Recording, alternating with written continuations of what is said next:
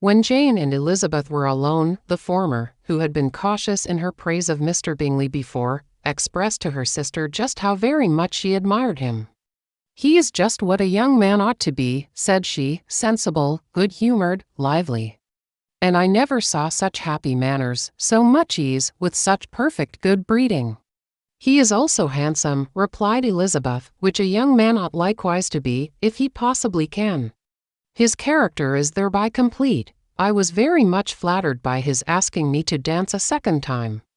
I did not expect such a compliment, did not you?"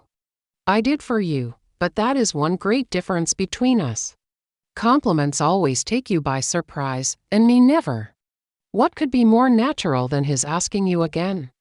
He could not help seeing that you were about 5 times as pretty as every other woman in the room. No thanks to his gallantry for that. Well, he certainly is very agreeable, and I give you leave to like him. You have liked many a stupider person, dear Lizzie. Oh, you are a great deal too apt, you know, to like people in general. You never see a fault in anybody. All the world are good and agreeable in your eyes. I never heard you speak ill of a human being in your life. I would not wish to be hasty in censuring anyone. But I always speak what I think. I know you do, and it is that which makes the wonder. With your good sense, to be so honestly blind to the follies and nonsense of others. Affectation of candor is common enough, one meets with it everywhere.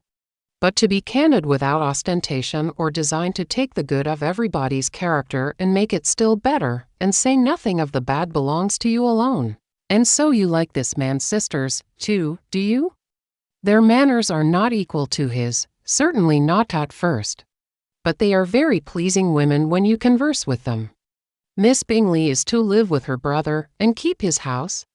And I am much mistaken if we shall not find a very charming neighbor in her." Elizabeth listened in silence, but was not convinced. Their behavior at the assembly had not been calculated to please in general, and with more quickness of observation and less pliancy of temper than her sister, and with a judgment too unassailed by any attention to herself, she was very little disposed to approve them.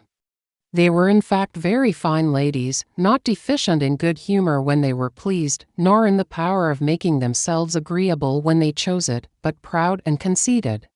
They were rather handsome, had been educated in one of the first private seminaries in town, had a fortune of £20,000, were in the habit of spending more than they ought, and of associating with people of rank, and were therefore in every respect entitled to think well of themselves, and meanly of others.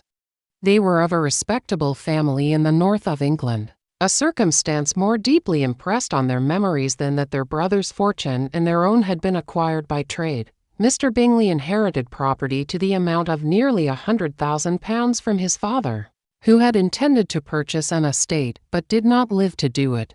Mr. Bingley intended it likewise, and sometimes made choice of his county. But as he was now provided with a good house and the liberty of a manor, it was doubtful to many of those who best knew the easiness of his temper whether he might not spend the remainder of his days at Netherfield, and leave the next generation to purchase. His sisters were anxious for his having an estate of his own, but, though he was now only established as a tenant, Miss Bingley was by no means unwilling to preside at his table, nor was Mrs. Hurst, who had married a man of more fashion than fortune, less disposed to consider his house as her home when it suited her. Mr. Bingley had not been of age 2 years when he was tempted by an accidental recommendation to look at Netherfield House. He did look at it, and into it for half an hour, was pleased with the situation and the principal rooms, satisfied with what the owner said in its praise, and took it immediately.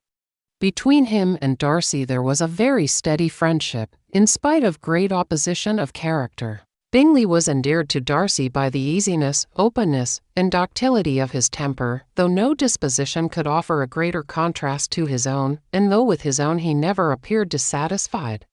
On the strength of Darcy's regard, Bingley had the firmest reliance, and of his judgment the highest opinion.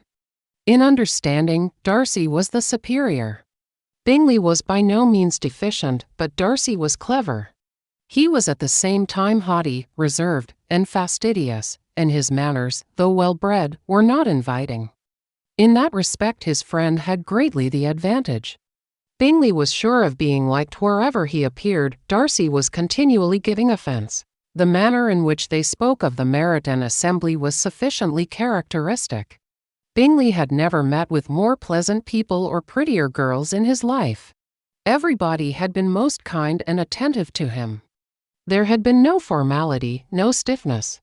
He had soon felt acquainted with all the room. And, as to Miss Bennet, he could not conceive an angel more beautiful. Darcy, on the contrary, had seen a collection of people in whom there was little beauty and no fashion, for none of whom he had felt the smallest interest, and from none received either attention or pleasure. Miss Bennet he acknowledged to be pretty, but she smiled too much. Mrs. Hurst and her sister allowed it to be so, but still they admired her and liked her, and pronounced her to be a sweet girl, and one whom they would not object to know more of. Miss Bennet was therefore established as a sweet girl, and their brother felt authorized by such commendation to think of her as he chose.